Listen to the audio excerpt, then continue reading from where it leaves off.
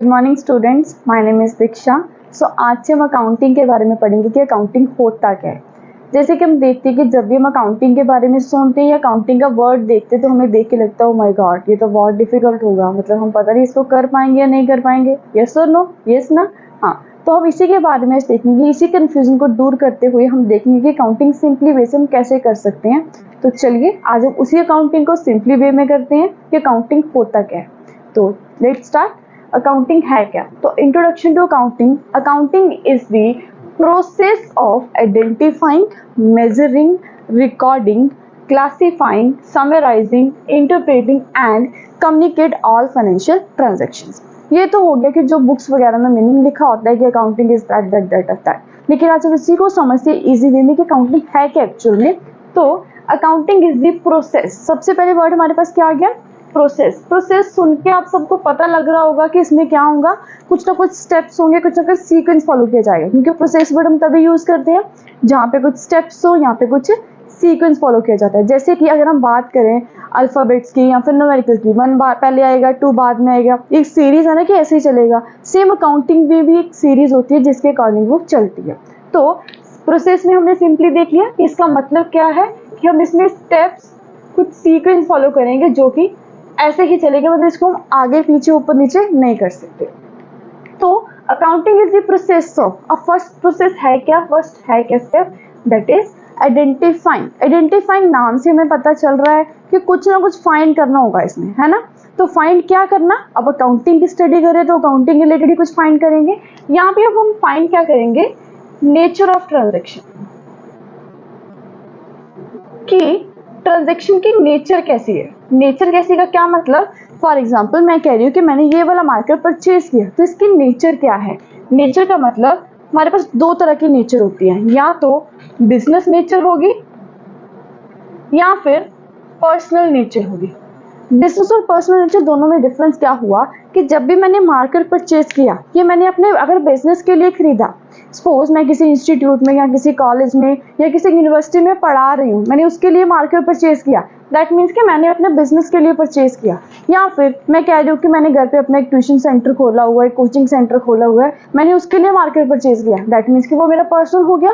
तो आइडेंटिफाई का मतलब क्या है कि अकाउंटिंग हम जब भी करेंगे सबसे पहले हम स्टेप हमारा क्या होगा, हमें फाइंड आउट करना होगा कि ट्रांजैक्शन की नेचर कैसी है, मतलब कि मैंने जो भी चीज़ परचेज की है या फिर जो भी चीज़ सेल की है, जो भी ट्रांजैक्शन की हुई है, वो किस पर्पज़ के लिए की है, बिजनेस के पर्पज़ के लिए की है या फिर पर्सनल पर्पज़ के लिए। तो second step is measuring.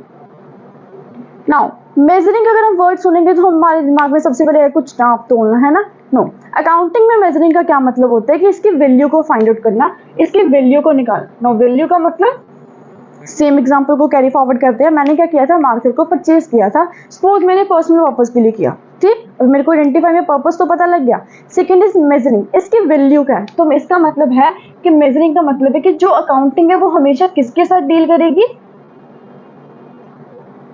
Money के साथ। हमेशा मनी के साथ ही डील किसकी होगी, मेजरिंग की, क्योंकि जब तक मेरे पास प्राइस नहीं होगा, मैंने बोल तो दिया मार्केट परचेज कर लिया, अकाउंटिंग का मतलब क्या है कि अब एक रिजल्ट निकालना है ना, तो उसके लिए रिजल्ट के लिए मेरे को वैल्यू होगी तभी तो रिजल्ट निकाल पाऊंगी। तो अकाउंटिंग में वैल्यू होना, मनी का कंसेप्ट होना very important. Next one is, third step is recording. Recording को सुन के हमें पता लग रहा है कुछ ना कुछ रिकॉर्ड करना होगा।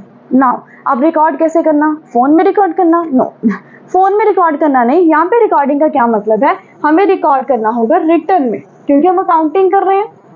अब रिटर्न में का क्या मतलब, जैसे मैंने अभी आपको बोला कि मैंने मार्कर परचेज किया, तो क्या मैंने सिर्फ मार्कर परचेज किया होगा, मैं पर्सनल ट्यूशन पढ़ा रही हूँ, काफी कुछ परचेज किया होगा, बच्चों के लिए चेयर्स परचेज की होंगी, टेबल्स परचेज किए होंगे, डस्टर परचेज किया होगा, बोर्ड परचेज किया होगा, मार्कर परचेज किए होंगे, पेन परचेज, मतलब काफी सारी ट्रांजेक्शन की ना, ऐसी बहुत सारी ट्रांजेक्शन होगी। तो क्या वो जरूरी है कि मैं सब कुछ याद रख सकूँ? नॉट पॉसिबल ना। तो उस चीज को याद रखने के लिए मैं क्या करूंगी, रिकॉर्डिंग करूंगी, मतलब रिटर्न में लिख के रख लूंगी कि मैंने कौन सी ट्रांजेक्शन किस दिन को की, किस प्राइस के साथ की, ठीक है।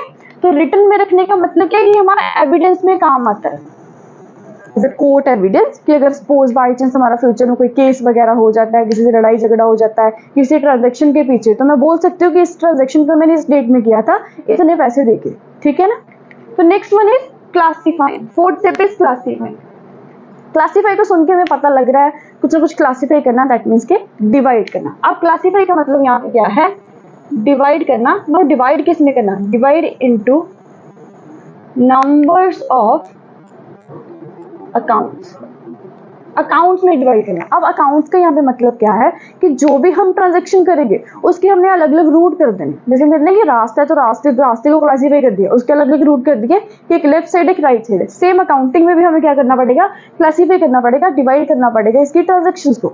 जैसे फॉर एग्जाम्पल मैं आपको एग्जाम्पल से बताती हूँ। जैसे हमने ये एग्जाम्पल ली थी, उसी एग्जाम्पल को कैरी फॉरवर्ड करके आपको समझाऊंगी। मैंने एग्जाम्पल क्या ली थी, परचेज किया था मैंने मार्कर, परचेज मार्कर रुपीज 10 और 20, चलो मैं 100 लिख देती हूँ कि 100 का मैंने परचेज किया। तो अभी परचेज किया तो एक चीज तो मेरे पास आ रही है ना, मतलब अभी मेरे पास दो, मेरे को हेड्स निकालने, दो अकाउंट्स निकालने हैं। यहाँ पे हम अकाउंट्स की जगह हेड्स भी लिख सकते हैं कि मैं डिवाइड किया नंबर्स ऑफ हेड, कितने हेड बन रहे हैं हमारे, सेम है जैसे हम लेजर में करते हैं।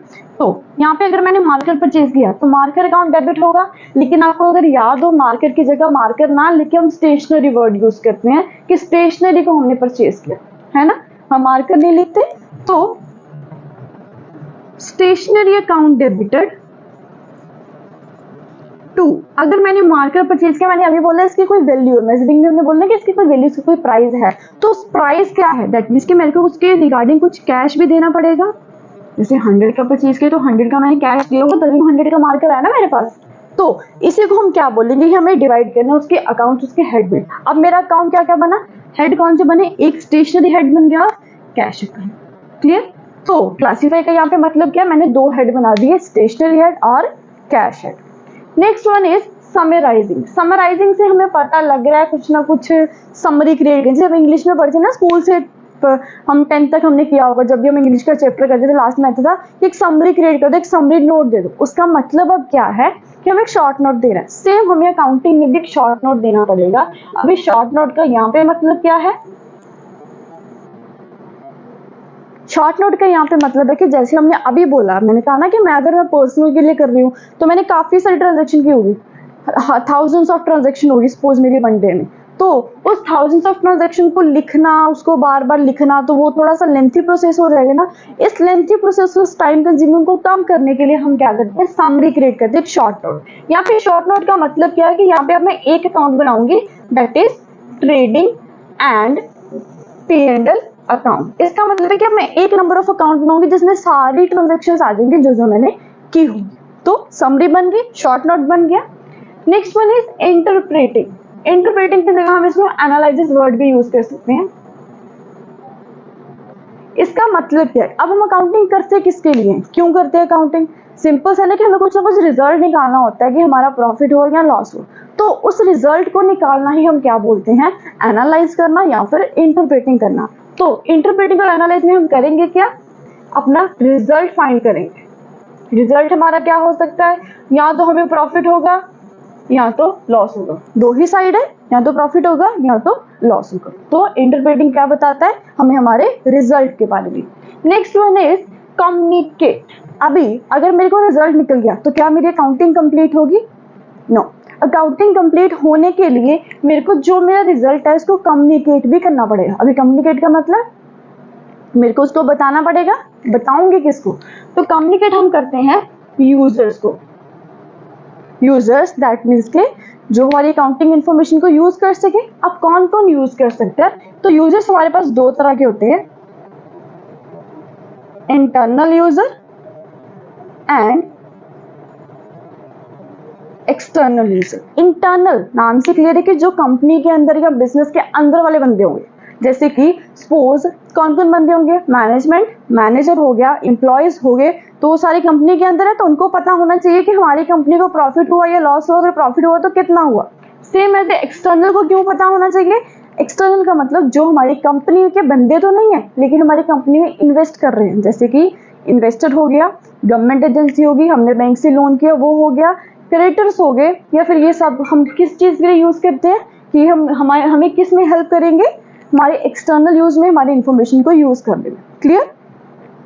And all financial transaction. अब हमें कम्युनिकेट क्या करना है, जो हमारा रिजल्ट है उसको हमें कम्युनिकेट करना है कि क्या क्या ट्रांजेक्शन हुई थी, उससे क्या रिजल्ट निकला, क्या प्रॉफिट हुआ क्या लॉस हुआ। तो ये था हमारा अकाउंटिंग का मीनिंग। आई होप आपको ये क्लियर होगा।